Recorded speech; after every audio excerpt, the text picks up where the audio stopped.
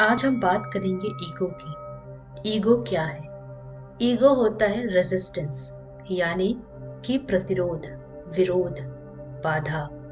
जो मैंने ऑब्जर्व किया है उससे समझाती हूँ। एक सूखा पत्ता हवा में गिरता है। हवा जहाँ ले जाती है पत्ता वहां चला जाता है।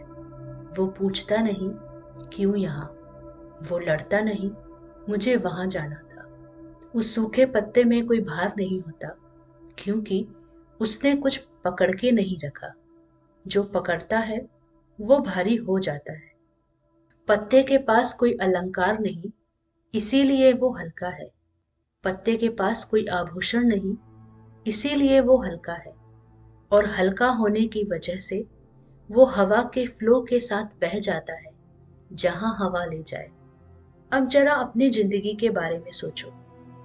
हम कहते हैं मेरा प्लान कुछ और था, जिंदगी ऐसा नहीं होना चाहिए, ऐसा मुझे कंट्रोल चाहिए। ये कंट्रोल, ये वांटिंग, ये एक्सपेक्टेशंस हमें भारी बना देती हैं। समझो, ये हमारे आभूषण हैं। इसीलिए हम फ्लो के साथ नहीं बह पाते, इसीलिए हम सूखे पत्ते जैसे नहीं जी पाते। जब जिंदगी कुछ और कर रही होती है और तुम कहते हो नहीं, ऐसा नहीं होना चाहिए, वही ईगो है। जब तुम कहते हो मेरा प्लान कुछ और था, मैं नहीं चाहता ये हो, वही ईगो है। ईगो कंट्रोल चाहता है, और कंट्रोल के पीछे हमेशा डर होता है। डर कि अगर कंट्रोल छोड़ दिया तो कुछ बिगड़ जाएगा। डर कि अगर छोड़ दिया तो मैं सेफ नहीं रहूंगा। इसीलिए ईगो हमेशा फ्यूचर में जीता है। Planning, expectations, conditions. ऐसा हो तो मैं ठीक हूं, ऐसा नहीं हुआ तो मैं खुश नहीं हूं। जब भी तुम जिंदगी को एक्सेप्ट नहीं कर पाते, जब भी तुम कहते हो ये गलत, ये सही होना चाहिए, समझ लेना ईगो एक्टिव है।